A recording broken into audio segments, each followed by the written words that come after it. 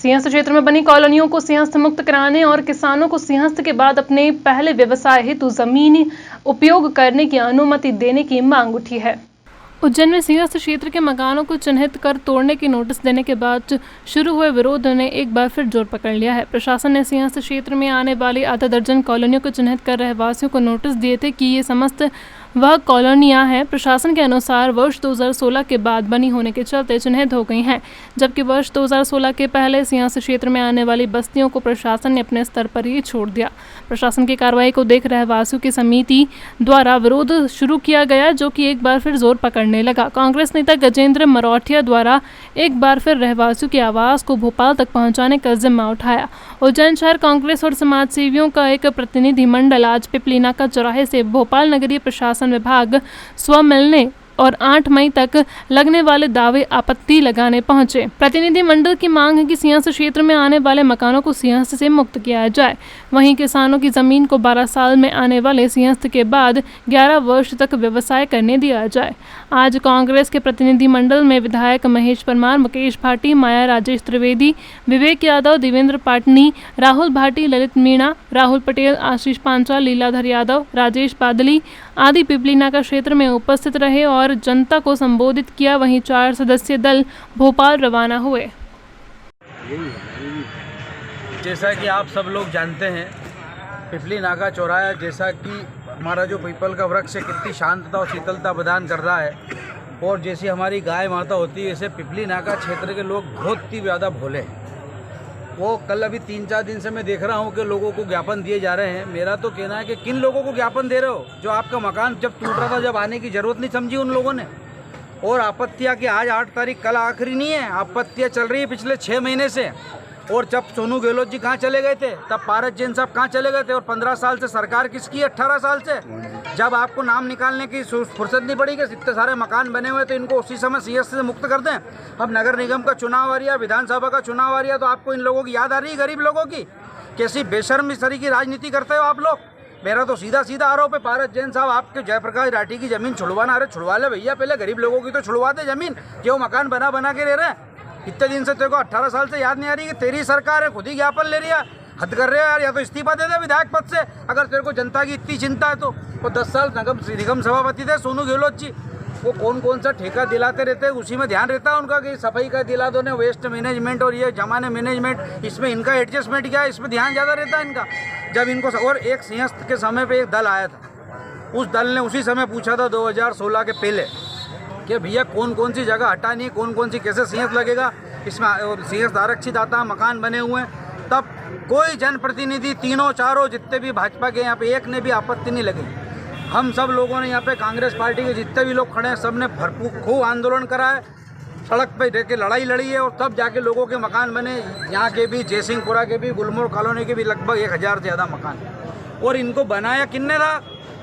और मेरा तो कहना है कि जितने भी किसान भाई है उनकी ज़मीन, जैसा ये भी हमारे विधायक जी ने बोला, अस्थायी काम करने की अनुमति दी जाए 10 साल तक, और 2 साल में सिंहस्थ में अधिकृत कर ले, और नहीं तो हम सब लोग वापस से फिर से आंदोलन करने के लिए मजबूर होंगे। धन्यवाद। जय हिंद, जय भारत। भोपाल जा रहे हैं, किस तरह की कार्रवाई के लिए जा रहे हैं, क्या विषय है?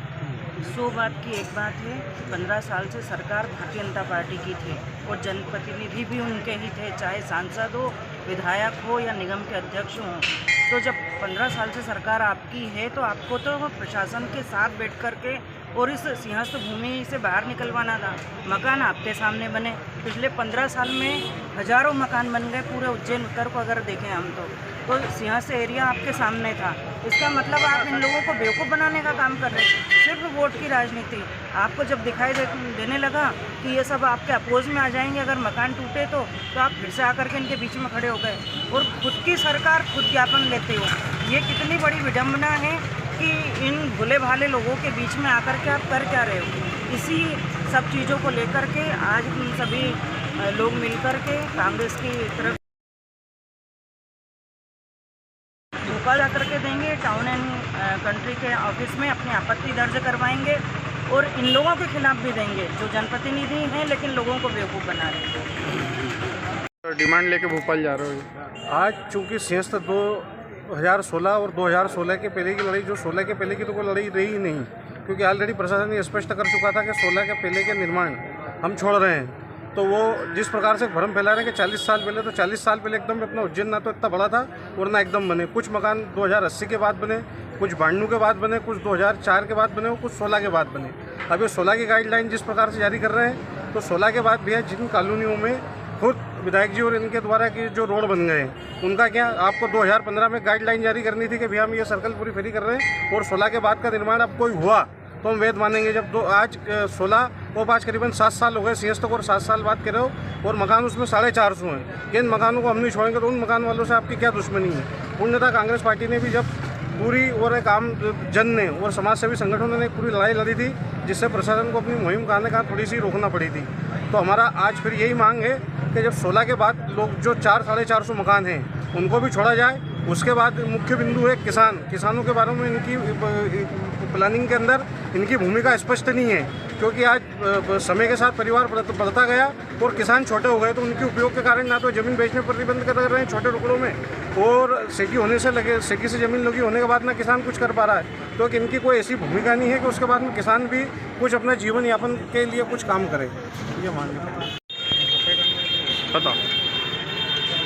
भारतीय जनता पार्टी की सरकार जिस तरह से पूरे मध्य प्रदेश और देश में लोगों के आश्रय घर उजाड़ने का काम कर रही है, इसी परिक्षेत्र में हमारे सिंहस्थ क्षेत्र में जो बरसों से जो मकान बने हुए हैं, लगभग 2 या 3 हेक्टर ज़मीन में बने हुए हैं और हज़ारों हेक्टर ज़मीन में सिंहस्थ मेला लगता है।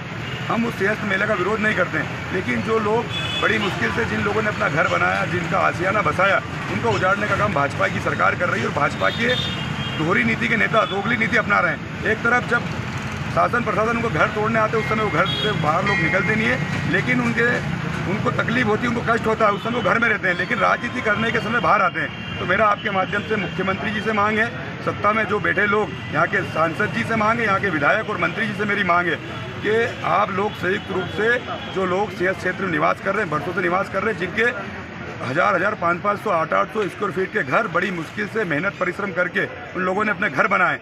एक बार आदमी का जीवन में घर बनता है, बड़ी मुश्किल से बनता है, तो वो जगह चिन्हित करके छोड़ दे, इसमें कौन सी बड़ी बात है। और कहीं ज़मीन अधिग्रहण करना तो वो कर लें। हमारी यही मांग है कांग्रेस पार्टी की और समस्त इस क्षेत्र के रहवासी की, यहाँ के गणमान्य नागरिकों का, यहाँ के समाज सेवियों का, कि इनके घर नहीं तोड़े जाएँ।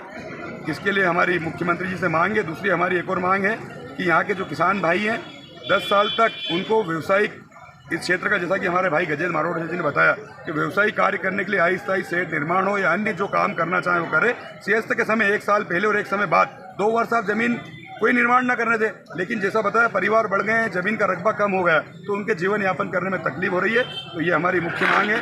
आपके माध्यम से मैं मुख्यमंत्री जी को और यहाँ के स्थानीय नेता जो इस समय छोटभैया नेता जो राजनीति कर रहे हैं, दिखावा कर रहे हैं, मेरी यही मांग है कि हम सब लोग साथ में मिलकर राजनीति करें। इन लोगों के साथ इनके मुंह का निवाला छीनने का काम नहीं करें, इनका घर और आशियाना तोड़ने का काम नहीं करें। जो घर बन के उनको यथावत रहने दें, ये हमारी मुख्य मांग है। हम सब मिलकर आगाह कर रहे हैं और चेतावनी दे रहे हैं कि अगर इन गरीब लोगों के घर की तरफ आंख उठाकर शासन प्रशासन ने देखा तो हम आर पार की लड़ाई लड़ेंगे, चाहे हमारी जान हमें देनी पड़े। कांग्रेस पार्टी के एक लोग हम सब हैं और यहाँ के जितने भी रहवासी हैं, आप लोगों को चिंता करने की जरूरत नहीं है। अगर पहले जेसीबी या बुलडोजर जो भी मशीन आएगी, पहले हमारी छाती पर चढ़कर जाएगी। और मुख्यमंत्री जी और यहाँ के स्थानीय विधायक जी और सांसद जी और मंत्री जी, आप सुन लो कान खोलकर, ये हमारी खुली चेतावनी है कि हम गरीबों का घर नहीं टूटने देंगे। आप में जितनी हिम्मत हो, ताकत हो, आप लगा लो।